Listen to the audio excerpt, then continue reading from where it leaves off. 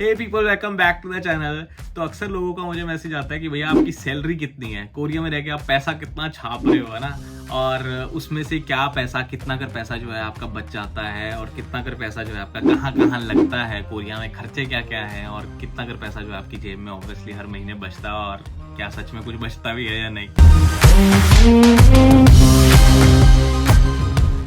इस चीज के लिए मैंने सोचा क्यों ना एक वीडियो बनाई जाए और तुम लोगों से इस टॉपिक के ऊपर बात की जाए। जो लोग मुझे वहां से देखते हैं, है ना, इंडिया से देखते हैं, या जिन लोगों ने मेरी सैलरी सुनी है, उन लोगों को ऐसा लगता है यार इतना पैसा, मतलब बहुत सारा पैसा छाप रहा है, बहुत सारा पैसा सेव कर रहा है बंदा यार, और इसके पास मतलब कभी भी फोन कभी भी फोन मार लो, इसके पास होगा पैसा, ये कर सकता है, ऐसा बहुत से लोगों को लगता है। करोड़, और वो भी 4। तेरा बाप यहाँ छोड़कर गया था कि तेरी माँ। तो इस वीडियो में 3 अलग अलग लेवल्स की बात करने वाला हूँ सैलरी बेस पे। पहला मास्टर्स लेवल, क्योंकि मैंने वो भी देखा है, पीएचडी लेवल वो भी देखा है, और पोस्ट लेवल वो भी देखा है। ठीक है, तीनों ही चीजों के बारे में बात करेंगे जो मैंने एक्सपीरियंस किए हैं। बाकी लोगों का मुझे नहीं पता, मैं अपने एक्सपीरियंस के हिसाब से तुम लोगों को बताना चाहता हूँ कि यहाँ पर जनरली जो है खर्चा कितना कर बैठ जाता है। तो सबसे पहले हम बात करते हैं मास्टर्स लेवल की। तो मास्टर्स लेवल में जो है, एमएससी लेवल में जो है, या एमटेक बोलूँ या मास्टर्स, यहाँ पे एमएस ही गिना जाता है जनरली। तो अगर मैं एमएस लेवल की बात करूँ तो तुम्हारी जो स्कॉलरशिप है या फेलोशिप है वो डिपेंड करती है अलग अलग लैब के हिसाब से अलग अलग। अगर तुम्हारा प्रोफेसर कोई ऐसा बहुत ज्यादा अमीर है यहाँ पर, जिसके पास बहुत ज्यादा रिसर्च प्रोजेक्ट है, उसके पास पैसा भी अच्छा होगा, तो वो अपने स्टूडेंट को पैसा भी काफी अच्छा देता है। ठीक है, जैसे कि मेरी प्रोफेसर तो ऐसे करके है। तो उसकी रेंज जो है 5 लाख की बात करेंगे, ठीक है, 0.5 मिलियन से भी आती है। मेरी पुरानी लैब की अगर मैं बात करूं, वहां पे लोगों को 5 लाख कोरियन वॉन मिलता था, जो कि बहुत ज्यादा कम है। वो मैं तुम्हें बताऊंगा कैसे, धीरे धीरे हम खर्चों की बात करेंगे। तो 5 लाख से लेकर इसकी रेंज जो है मास्टर्स की 1.2 1.4 तक भी जा सकती है, डिपेंडिंग अपॉन योर परफॉर्मेंस। कुछ प्रोफेसर जो है स्टार्टिंग में ही सैलरी अच्छी खासी देते हैं, then they don't increase, but कुछ प्रोफेसर जो है वो स्टार्ट करते हैं बेसिक से, लाइक 5-6 लाख से, एंड देन अगर तुम्हारे पेपर आ रहे हैं, अगर तुम काम अच्छा कर रहे हो, तो धीरे धीरे जो तुम्हारी सैलरीज हैं वो बढ़ती जाती हैं, महीने दर महीने या सेमेस्टर दर सेमेस्टर, है ना। तो मैक्सिमम रेंज जो है 1.3 या 1.4 मिलियन तक आती है, जो कि ऑलमोस्ट इंडिया के हिसाब से 85 to 90,000 हो सकते हैं, डिपेंडिंग ऑन कि डॉलर का प्राइस क्या चल रहा है। ठीक है, अलग अलग प्राइस हो सकते हैं, बट मेरे हिसाब से 80 से 90 हजार के बीच में तुम एक बेसिक रेंज ले सकते हो। ये आपकी मैक्सिमम सैलरी मास्टर्स में हो सकती है, रुपए 80 से 90 हजार रुपए। बहुत अच्छा लग रहा है सुन के। और फिर अगर उसके बाद मैं बात करूं पीएचडी की सैलरी की, तो PhD salary varies from 1.2 minimum, I think. तो आज मैं जो भी आंकड़े दे रहा हूं, मैं अपने पर्सनल एक्सपीरियंस प्लस जो मेरे दोस्त लोग अलग अलग यूनिवर्सिटीज में हैं जो बहुत पैसा छाप रहे हैं, उनके बेसिस, उनके जो सैलरी स्ट्रक्चर है उसके हिसाब से मैं तुम लोगों को बता रहा हूँ। Starting from 1.2 it can go up to 1.8 और 2 million also. 20 lakh Korean won, जो कि हुए 1,20,000 रुपए के आसपास मैक्सिमम, उतना वहां तक जा सकता है, डिपेंडिंग ऑन प्रोफेसर कैसा है, प्रोजेक्ट कैसा है, और तुम खुद कैसे हो, तुम्हारी परफॉर्मेंस कैसी है, उसके बेस पे जो है पैसा बढ़ता जाता है। उसके बाद हम आते हैं post doc level. Post doc level भी वेरी करता है अलग अलग लैब में, ये भी ये सेम ही पैसा है जो प्रोफेसर थ्रू प्रोजेक्ट देता है, बस तुम्हारी पीएचडी हो जाती है। तो इसकी जो रेंज है वो कुछ है 2 मिलियन से लेकर it can go up to like 3.5 million, जितने लोगों को मैं जानता हूँ 3.5 तक पोस्ट डॉक जो है चली जाती है। And then when you go to assistant professor or like the professor position, then I think तुम्हारी सैलरी जो 2.7 या 3 से लेकर मिनिमम रेंज से लेकर it can go up to 5 million, जो कि हुआ 3 लाख रुपया। तो अब सबसे पहले क्वेश्चन उठता है, इतना सारा पैसा है, ठीक है, और इसमें से हमारे पास बचता क्या है? अब आए ना लाइन पे। सबसे पहले खर्चा जो आता है, जो तुम्हें देना ही पड़ता है हर महीने, जो तुमसे पूछा भी नहीं जाता, तुम्हारी सैलरी से सीधा ही निकाल लिया जाता है, निचोड़ लिया जाता है, वो है टैक्स, जो कि कैन वेरी फ्रॉम 9 to 11%। ठीक है, 9% से 11% तक it can very, depending upon the total salary, depending upon your position. Like masters में मैं थोड़ा कम देता था, 9% के आसपास देता था, देन पीएचडी में मैं 10% के आसपास देता था, अभी मैं 11% के आसपास देता हूँ। ठीक है, depending on that it can very. अगर पीएचडी को भी रेफरेंस लेके चले तो पीएचडी में अगर तुम्हें 15 मिल रहा है 1.5 million which is almost equal to 1 lakh और लाइक मोर देन 90,000 रुपीज, तो अगर हम उसको स्टैंडर्ड माने तो आज हम इससे जो है सारे अमाउंट जो है धीरे धीरे माइनस करना शुरू करेंगे। तो सबसे पहला अमाउंट जो है जो हमें डालना है वो है टैक्स। तो अगर हम 10% को स्टैंडर्ड मान के चलते हैं तो उसमें से 1.5 लाख कोरियन वॉन या 1.5 जो है उसमें से निकल जाता है आपका, वो कट के ही आती सैलरी। तो if someone is earning 1.5 million they will have 1.35, ठीक है, 1.35 कट गया। उसके बाद आता है इंश्योरेंस। इंश्योरेंस भी पोजीशन के हिसाब से और ओवरऑल सैलरी के हिसाब से वेरी करता रहता है, but when you come here, जब तुम यहाँ आते हो, the insurance you need to pay in the starting it cost about like 50 to 75, somewhere around like 50 to 75। आजकल जो अभी मेरे फ्रेंड्स आए थे वो लोग जो हैं 75,000 कोरियन वॉन, और एक साल के बाद वो इंश्योरेंस जो है डबल हो जाता है, जो 1.5 लाख के आसपास आपको देना पड़ता है, जैसे कि मैं भी देता था। उसके बाद अगर हम बात करें तो आ जाती है हाउसिंग। ये भी जो है हर बंदे का स्पेसिफिक तरीका है रहने का। मेरा पर्सनली अगर मैं अपनी बात करूं तो मैं जो है बिना खिड़की के घर में नहीं रह सकता। खिड़की के साथ वाले घर भी डिपेंड करता है आप कौन से फ्लोर पे लेते हो, उसके हिसाब से वेरी करता रहता है। आज की डेट के हिसाब से अगर मैं बताऊं, पहले जो है घर हमें सस्ते मिल जाते थे 18-20 हजार रुपए, यानी कि 3 लाख 3.5 लाख कोरियन वॉन के आसपास बेसिक नेसेसिटी वाला घर मिल जाता था। लेकिन आज क्या हो गया है, 3.5 लाख वाले घर है, पहली बात तो मिलने बहुत मुश्किल है, और जो मिल भी रहे हैं वो बहुत ही ऐसे डीप डाउन बेसमेंट में मिल रहे हैं जहां पर मतलब सांस भी नहीं आ रही। ठीक है, मुझे तो नहीं आती, बाकियों का पता नहीं। 3.5 लाख में तो ऑब्वियसली नहीं रह जाता। तो एक बेसिक आदमी की बात करूँ, मेरी जैसा, मैं तो ऑब्वियसली ज्यादा उजाड़ने वाला आदमी हूँ, बट जनरली जो अगर हम बात करें 4.5 लाख कोरियन वॉन के आसपास तुम्हें जो है घर जो है इजिली मिल जाता है। नॉर्मल घर जिसमें थोड़ी बहुत हवा आ जाती है, इसके आसपास तुम्हें मिल सकता है easily, depending on the location you are living इन।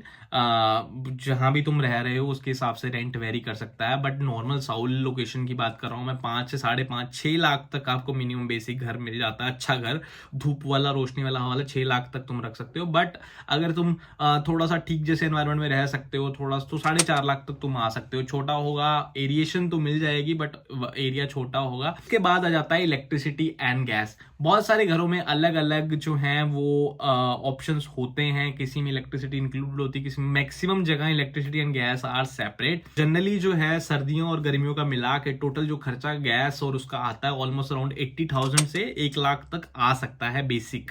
क्या होता है, सर्दियों में जो है गैस ज्यादा चलता है, हीटिंग ज्यादा होती है, तो उसकी वजह से जो है खर्चा जो है एक 50,000 हो जाता है, और दूसरा जो है 20-30 हजार के आसपास आ जाता है।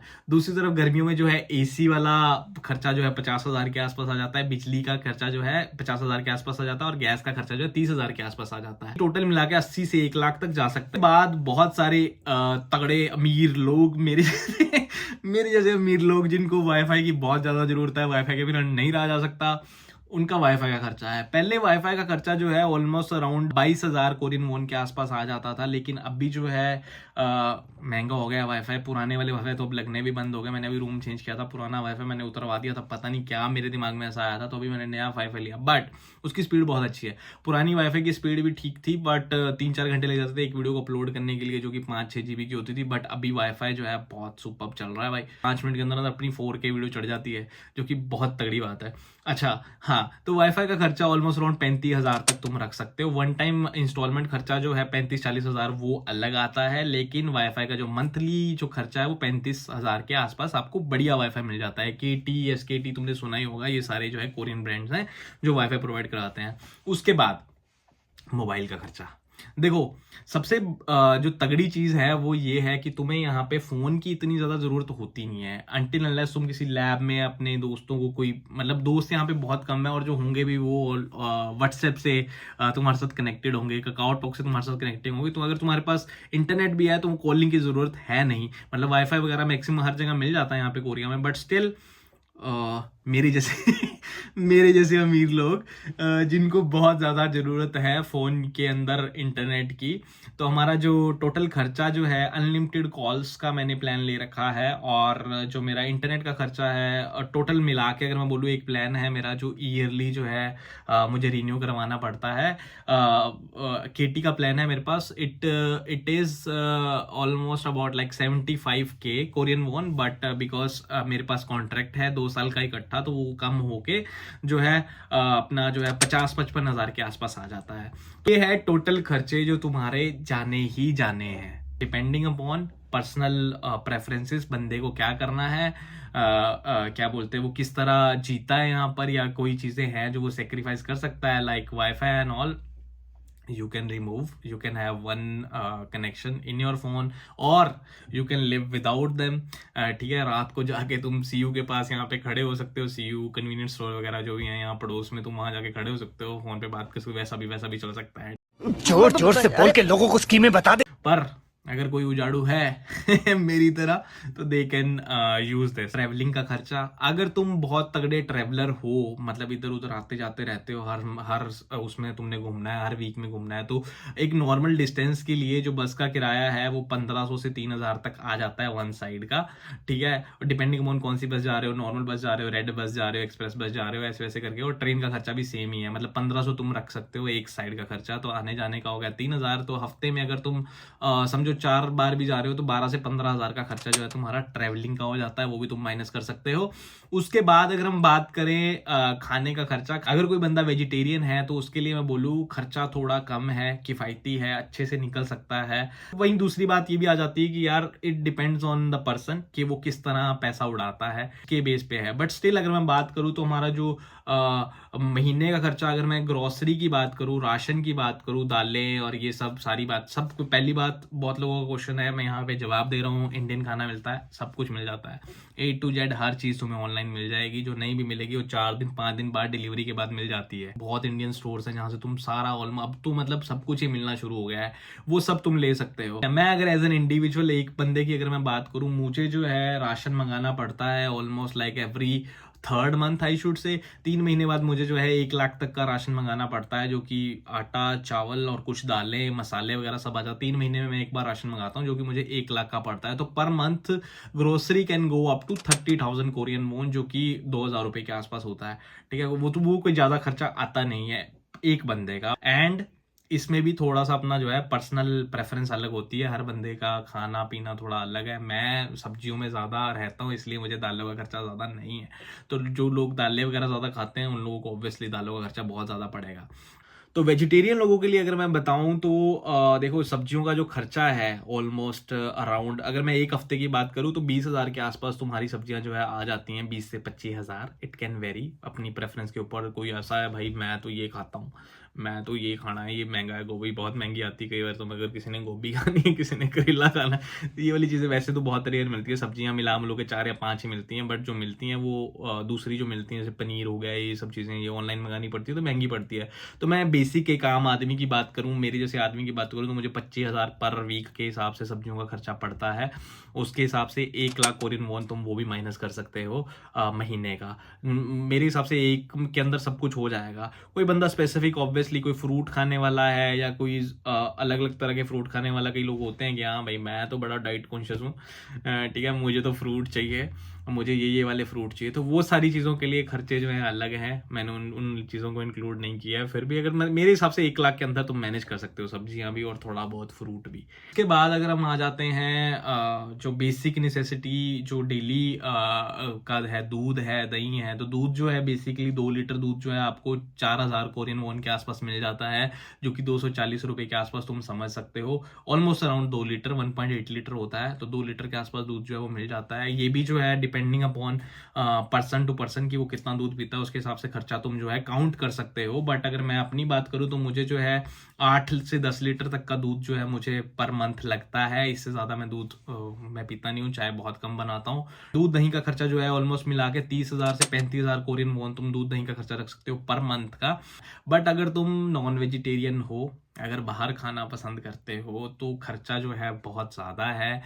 बाहर जो normal meal can vary from 5,000 up to 10,000 और इवन समटाइम्स 15,000 डिपेंडिंग तुम क्या खा रहे हो। नॉर्मल मील जो है तुम 8,000 तक एवरेज रख सकते हो कि तुम्हें normal per one time meal can be up to 8,000 one time. तो उसको अगर हम 2 से मल्टीप्लाई करें 16,000 हुआ, और उसको फिर अगर हम 30 से मल्टीप्लाई करें, अगर 30 के 30 दिन तुम बाहर ही खाना खाते हो या हाफ ही खाते हो, मतलब आधा टाइम बाहर खाते हो आधा टाइम घर पे खाते हो, तो उस हिसाब से तुम काउंट कर सकते हो, इस हिसाब से तुम पैसे जो है निकाल सकते हो। तो टोटल खर्चा ये है जो है एक बंदे का यहाँ पे रहने का, और सैलरी जो है हमारे को इतनी इस रेंज के आसपास आती है, और इसमें इतना खर्चा जो है एक बंदे का हो जाता है।